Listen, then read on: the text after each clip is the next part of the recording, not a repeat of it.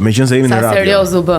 Ja, me. Po, unë bëjmë serios, se kështu e filloj, gjithë jetën e kam filluar seriozisht. Rrugës Si dihet. Me radio, grua apo dashnore? Për ty. 20 vjet më grua i bi. Jo, më bërë një pyetje që jemi në një pozicion, në një radio, në një moment që nuk e them dot ashtu si kundër do kisha qef ta thoshja. Po ne do donim ta dëgjonim ashtu si ti do doje ta thosha. Unë po e them ti daç hiqen dashmaj. Radio është si kiçi dorës. Nuk ka krahasim me asgjë. Këtë në daç mbajnë, daç hiqeni nuk di them. Domethënë nganjëherë kjo është metafore, kupton? Patjetër. Për të kuptuar rëndësinë. Ne në kavaj themi nuk të lënë metaforikamente parlando. Radio është një magji e llojit vet. Është po aq magji sa ç'është libri. Një njeri që do muzikën, që do radion, që do dhe librin, sepse janë dy gjëra që shkojnë të dyja bashkë. Radio të jep mundësinë të thuash ato gjëra që do t'i thuash, ashtu si do t'i thuash, kur do t'i thuash dhe kujt duash t'ia thuash. Vetëm se kjo e fundit ka një kleçk të vogël. Mund t'ia thuash kujtdo që ke qef t'ia thuash, po varet se kush ka qef të dëgjojë pastaj. Kjo është e fundit. Ai që do me të një gjutë një gjë, ai që nuk do një, pastaj kjo s'ka rëndësi.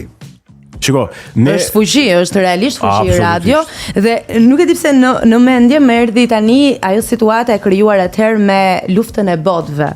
Pra, një emision radiofonik e shkundi të gjithë qytetin edhe i vendosi në një panik të jashtëzakonshëm sepse u kishin interpretuar gjithçka që po thuhej aty. Po pra jo, ai deklaroi që kanë ardhur ufot, kanë ardhur këto jashtë toksorët, e thënë në radio, po për dhe radion, shiko, sot ka ndryshuar radio në këto mediatiket, sot të del tjetri thot një problem që ti thu, po nuk e tha televizori o burr. Po. Atëherë ka qenë në vitet 60, ka qenë e tha radio. Po radio, shiko, radio është një fuqi, themuna që madhe sa shoku Hitler, se nuk them si i thon, shoku Hitler si i thon aty. Shoku Hitler kur të sulmoi Bashkimin Sovjetik deklaroi që sapo të hynte në Moskë do varte ke njëra shtyll Stalini dhe ke shtylla përballë spikeri në Radio Moskës. Sepse kjo ishte fuqia e atij njeriu për të ngritur. E keni parë filmin, çka? Good Morning Vietnam. Është ai që thot, kemi pa patjetër. Ai që zëri legjendar që thot Gavarit Moskva, a? Gavarit Moskva. Maroj muhabete. Ai të shkund, edhe unë që e dëgjoj kot për kuriozitet se s'kam ndonjë tash. Të shkund more. Ju po të shkoni filmin, e keni parë filmin Good Morning Vietnam me Robbie Williams. Që është një speaker radio që e çojnë në Vietnam vëllai botë radio. E harun Rob që ishin luftë o burr. Harun Rob që ishin luftë nga ky në radio dhe kur këte e hoqën sepse i jepte gojës ku diun kishte, e hoqën u demoralizoi gjithë ushtria e kthy dhe herë se u demoralizoi. Pra, interesante. Fuqia që ka, magjia që mbar. Dhe po të shkoni të hyni mbas në YouTube, diku duhet gjendet origjinali, se ai është origjinal. Ai roli atij domethënë ka qenë personazh real. Pra bazuar në histori të vërtetë. Luftës në Vietnam, miku zëri prap nga njëri krah. O më ka lënë veshje, o ka i kufja. Mendoj ta kontrolloj. U prit se që ka me kap, duhet mbajt koka. Mos e kthej këtë nga, s'ka gjë. Po ne kisha të vetë. Më kujtove, Mando. Më kujtove atë Barsaletën. Kujtova se më plasën sytë. Ja, më pas të qenë, ja. Të që është emision serioz. Era, mos e shiko. Ora, dëgjoj. Apo radio ju ishtë? Më kujtu dhe një tjetër. Isha dikur punoja dikur ke një radio dhe t'ja them dhe se s'është më ajo radio, quhet radio, u ka pasqyr Radio Vesa. Çka dhe po të jetë ne kemi konkurrencë. Jo, e di që s'ka konkurrencë. Shiko, unë nuk e kuptoj të vetë që ka konkurrencë radiore, radio është radion e bëjnë njerëzit. E vërtet. Tash unë po s'pata konkurrent, unë fugo kam kot. Po. Se kështu i bi apo jo? Ashtu është. Kështu kot ashtu pastaj po si ishe ti? Unë mor i bi Tiganit, i bëpë që të se s'kom konkurrent.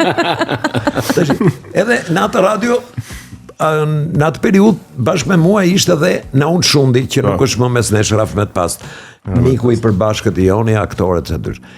Dhe ishte na unë shulli me di malke, ishte koqë, ku di unë. Edhe një dite i zoti kësaj pune, Turi, unë zef se çpade dhe i dhe një gjova se kjo është radio e ime, kështu. Radio e ime të më dhe që vendosi.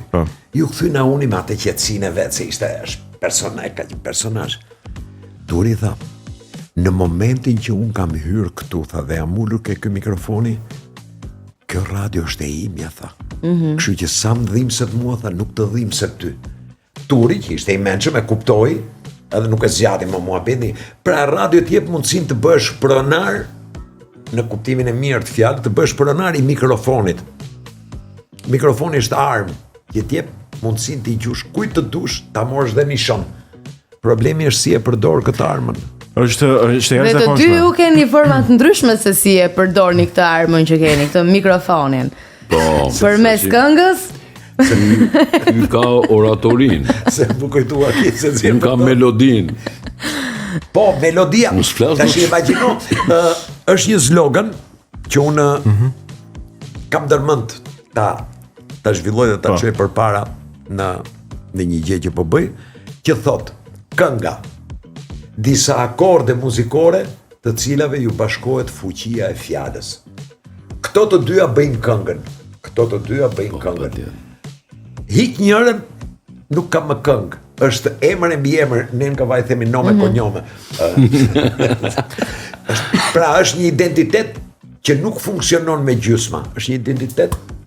Ama ka edhe melodi që nuk e di pse po thjesht të krijojë një gjendje emocionale, nuk ka nevojë për tekst aty. Ke shumë të drejtë. Ka melodi, po të kisë simfonit. Po. Simfonit që janë gjithë, Në që japin gjendje të fusit. Një gjendje të jashtëzakonshme ti fillon të mendosh, të reflektosh. Ne po flasim për këngën këtu, kështu që kjo... Po edhe instrumentali. Frank Zappa ose i tjetër nga këta të mëdhenj të muzikës ka thënë që, apo ka thënë Beethoveni vet, apo ku diun. Më s'ka gjë të... Njëri prej tyre ka thënë. Është një muzikant i madh, John Garvey, është anglez ky. Sa më pëlqen ky emri John Garvey, kur do të besojnë njerëzit, fut një emër, mallë. Dhe ty ka qenë një guzhinier, një pizzaiol shumë i mirë anglez, John Garvey. Pastaj hiqe, ka qenë një pilot i shquar anglez, John Garvey. Dhe gjithë do besojnë që është një personazh që ekziston. Ekziston ky personazh. Ky John Garvey ka thënë, atje ku fjala nuk ka mundësi, flet muzika. Shpejtë. Dhe kaq është fjala apo muzika ka fuqinë më të madhe që ta ma gjeps njeriu. Shiko. Po flasim gjithmonë në radio, në radio. Jo. Secila ka korse. Radio pa muzikë është e shurdhët. Po. Radio pa fjalë është me mece. Tash ma gje ti se që do me qenë shurdhët, do me qenë me mec. Asnjëra nga janë të dyja, është një binom që funksionon.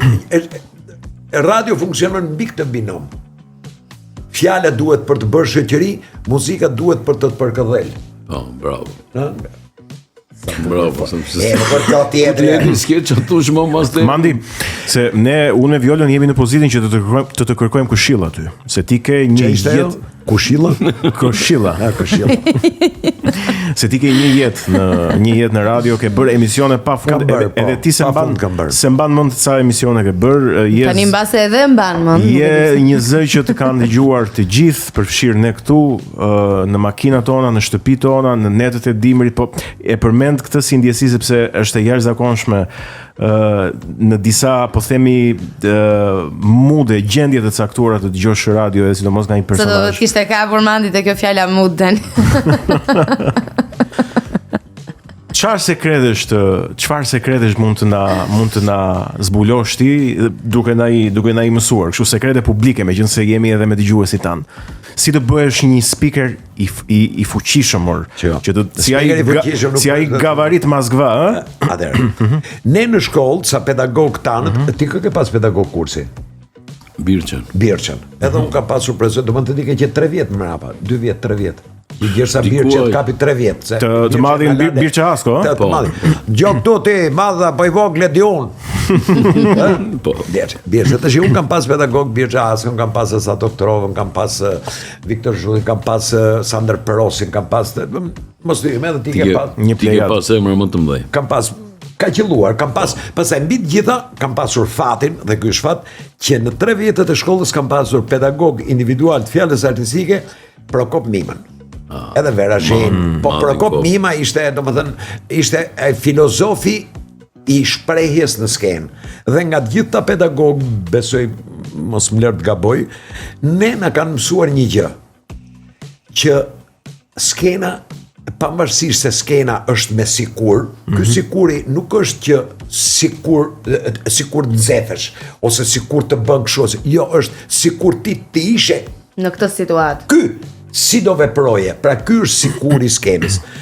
Por në këtë sikur na kanë mësuar dhe pastaj jemi munduar, unë jam munduar, po edhe Eni në anën e vet sepse e ka shprehur në muzikët punë, ti jeti sinqert. Radio si skena të jep mundësinë që të thuash çfarë do lloj hajvalliku, të këndosh çfarë do lloj këngë në formën më të keqe të mundshme. Mjafton ta bësh sinqerisht.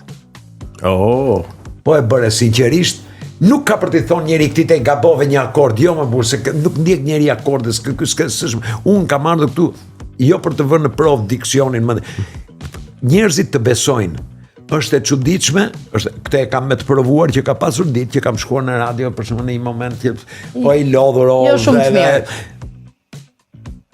Kam folur 3 minuta e para telefonata parë që ka ardhur, personi më ka thënë, çka ke sot, kështu si ke mirë? Po pike zezër, sikur e kishe këtu, domethënë, pra është ky lloj sinqeriteti, ky si lloj sinqeriteti në muzikë, në skenë, në radio, është ky lloj sinqeriteti që shkon ke njerëzit, dhe njerëzit të besojnë për këtë sinqeritet, nuk të besojnë se po thua dhoma të mëdha. E kupton, këtu dalin ministra, dalin kryeministra, dalin pa e premtim, nuk i beson njeri. Del një deporton zëri speakerit e patjetër. Dëgjuesi. Sepse unë e kam thënë dhe herë tjetër që radio ka një cilësi që ti i flet në të njëjtën kohë 10.000 vetave, por i flet secilit veç e veç. Veç e veç. Ky veç e veç, pra nëse ti ju të dy flisni me njëri tjetrin dhe ky zëri jot nuk shkon më këtu. Ati që i shkon ti po flet me atë, kjo po flet me atë, ju po flisni me atë. Pra e gjitha kjo është një marrëdhënie që e quhet frekuencë, themin, nuk e di, shkruhet me q. Mos qerë se s'është ajo gjëja që mendon. Jo, është frekuencë. Vetëm ty ç'ka meni aty. Pa vdekte, si shkon meni. Por ju që nuk e besoni çfarë kimie kanë këta dy personazhe këtu. Të jashtëzakonshëm. E ke vënë që sot se ne ka vajte me feeling. Po. Feeling. Ju në kavaj, po. Ne ka vajte me feeling. Se unë shpesh e them këtë tash duhet ta sqaroj për ata që të shohin. Kush mirë do ishte. Njëra nga kamerë, nuk ka rëndësi, po t'ja u them ju.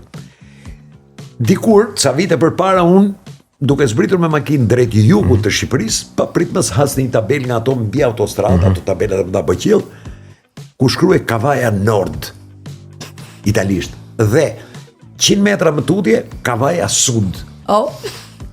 Kur e vepër, Kavaja Nord, Kavaja Sud. Dhe kjo filloi mua më rrotullojnë, ko Kavaja Nord, po pse Nord? Se për shembull, po e kuptoj anglisht një gjuhë, po pse Nord? Pse jo frëngjisht, pse jo jugoslavisht, pse jo gjermanisht, Kavaja Nord? Dhe kjo se u bëm kuriozuar me pse jo Kavaja Verixha? Pse Nord, Kavaja Nord, mes Kavaja si ta, hala, vetë Kavaja si akshu, sa mbendat, kishin armë me shite sa mbendat nga, Kavaja Nord. Dhe që nga jo kohë, tash i sa herë përdor në një fjalë të huaj, në terminologjinë, mua dhe them ne në kavaj themi, pra ne në kavaj themi feeling, kjo është arsye se s'kam lidhje me kavaj. U e mësove ndonjëherë pse kishin vendosur kështu? Tani për të gjithë kuriozët, kush kam një nga kamerë, për të gjithë kuriozët, këtu s'niset llamba ku është kamera, që të kuptojmë se ku të flasim. Dhe mirë, në rregull. Ja kamera, ja. Ja kamera. A me gisht? Për gjithë ju kuriozët që udhtoni në rrugë, vure një re tabelën kavaj, është bërë Kavaja Veri dhe Kavaja Jug, është korrigjuar, sa s'kishte sens ajo punë. Por ai vendi është më bëqiell se sa gjithë tabela që i ka dalë ngjyra, sa ajo ka një se ka re ajo, është. Kuptojeni që është korrigjimi i Nordit, e kanë bërë veri. Ta mbaj mend. Shiko, 4 gërma ka Nord, 4 gërma ka veri. 4 gërma ka 3 gërma ka jug, 3 gërma ka sud. Pse e kish shkruajt mu kjo? Shiko, kjo është një enigmë që nuk do e zgjidh në jetë. Nga që Kavaja gjithmonë është rreth nga turist të huaj dhe nga turisti italian dhe edhe anglez. Edhe anglez. Po pse Nord? Edhe amerikan. Po pse jo North për shkak të Nord? Interesante është edhe mua më bëri kurioze shumë se tani po më këtu që ta di. Të shkosh në Kavaj dhe ta shohësh vetë. Jo, që të di pse kanë bërë ashtu, po mendoj që në Kavaj Mato kur shkosh si të qoftë. S'kam shkuar kurrë, e di? S'ke shkuar një herë në Kavaj? Asnjëherë. Duhet të çojmë në Kavaj. Dhe jo, pas ka fat keq kjo jetë akoma. S'ke shkuar një herë në Kavaj? Jo, vërtet nuk kam shkuar. Si mund ta bësh? Po më shiko, Kavaja është rrugës. Kavaja nuk është se është një gjë që ti do dalësh e do ikësh, do shkëputesh dhe ikësh. Për shembull, ke qenë një herë në Spile? Spile? Po. Është 40 kilometra nga rruga, ç't ka çu Spile dhe nuk ke hyn Kavaj që është 300 metra. Çfarë do bëjnë Kavaj kjo? Po të kaloj më. Shofi çfarë teatrale. Në Mbrostar, ke qenë herë në Mbrostar? Në Mbrostar, un jam nga Mbrostari. Ku bi Mbrostari? Në periferi të Fierit. Bravo, ti je në Mbrostari. Po. Tashi, unë gjithë jetën më pyesin për shkak për shaka, për morën që më thoshin kështu, mando, ti nga jetësh, unë në Mbrostar kaloj herë pas here. Po mi më kockat ku i shtrin, po atje për Mbrostar kaloj edhe kështu vazhdo të kezi. Pra edhe në Mbrostar nuk shoh, po Mbrostari është rrugës. Po, do kalosh do kalosh aty. Pra nisi s'ka rënë radhat, kalosh në Kavaj, kjo po ma bit.